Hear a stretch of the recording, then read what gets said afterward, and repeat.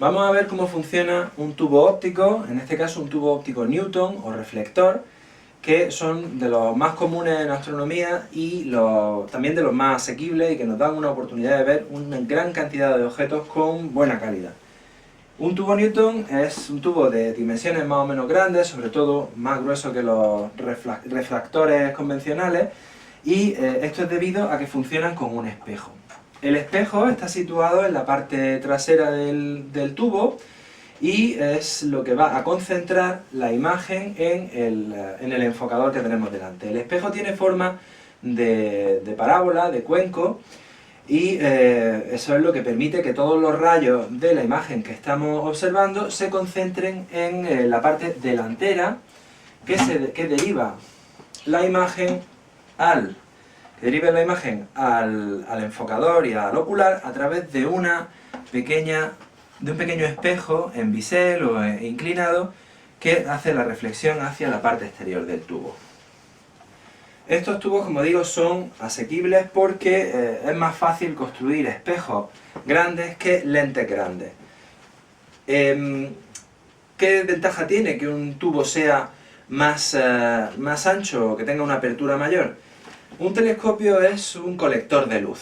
Si el telescopio tiene mayor diámetro, quiere decir que va a tragar o que va a recibir una cantidad de luz mayor del objeto que estemos viendo. Esto favorece sobre todo objetos del cielo profundo como nebulosas, galaxias, nebulosas planetarias, cúmulos globulares, lo que normalmente son objetos más tenues, objetos con poca luz, y este telescopio los aumenta, por así decirlo, y los vuelve más luminosos.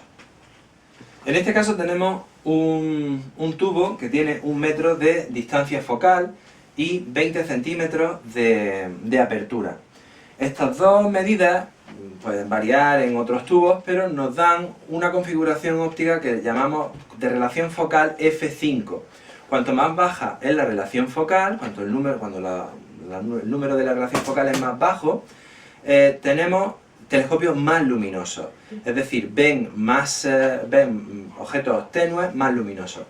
Por el contrario, objetos que son muy luminosos como planetas o como la Luna misma, serían demasiado brillantes y podríamos tener poco contraste en la visión o en la imagen que tenemos de ellos.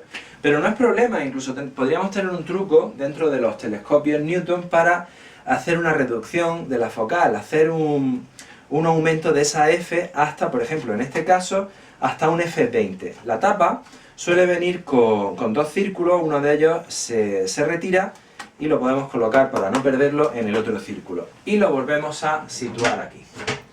En este caso lo que acabamos de conseguir es que el telescopio, que hasta hace un momento era de 20 de apertura, tenga solamente 5 centímetros de apertura. Eso ha cambiado la relación focal a un F20.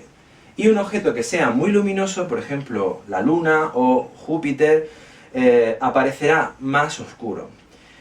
Esto nos interesa si queremos observar detalles de contraste, de manera que un telescopio Newton también podría, con este pequeño truco, servirnos para observación planetaria. ¿Qué estamos sacrificando al poner una tapa o al poner una reducción de la apertura del telescopio?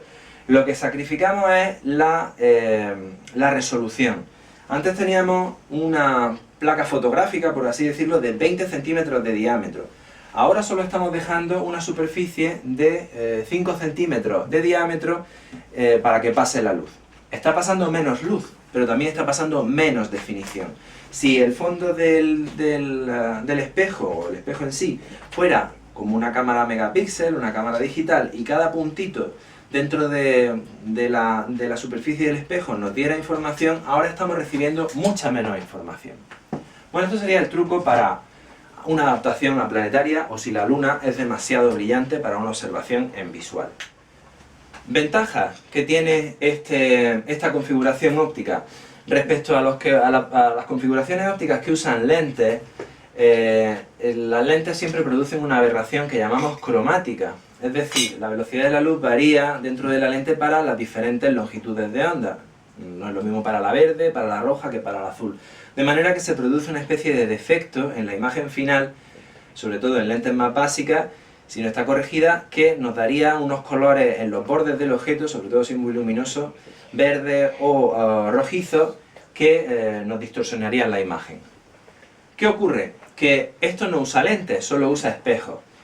No está libre de aberraciones, puesto que al utilizar un espejo que es cóncavo, lo que tendríamos sería una aberración esférica. Es decir, la imagen que recibimos en el ocular, después de que pase por todo el tubo óptico, sería más nítida, clara y sin deformaciones en el centro de la imagen.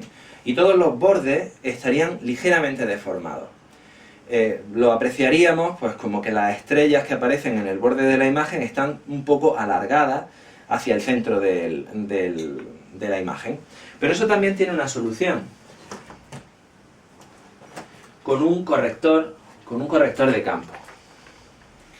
El corrector de campo lo situaríamos aquí, la salida del telescopio, y entonces nos corregiría esas estrellas que aparecen deformadas en el borde de la imagen, de manera que sería salvable, sobre todo si queremos hacer astrofotografía para que las imágenes sean más planas, un aplanador de campo. ¿Y qué otras ventajas tienen? Pues son más pesados, pero son ideales para astrofotografía, sobre todo si los combinamos con una montura ecuatorial, y esto nos da acceso a todo el cielo profundo, como hemos dicho antes. Galaxias, nebulosas, cúmulos globulares, nebulosas planetarias, un gran zoo de objetos que no son fáciles de observar si no tenemos una gran apertura, es decir, un gran colector de luz que nos haga revelar esos objetos como más luminosos de lo que realmente son. Desventajas.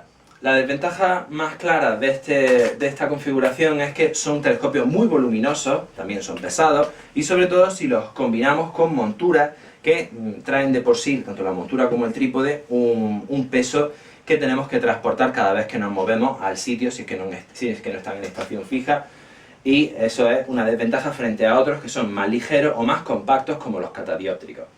Pero al fin y al cabo es de los telescopios más comunes en observación astronómica y de los que más posibilidades nos dan, y por supuesto son los ideales para comenzar y empezar una carrera dentro de la observación amateur.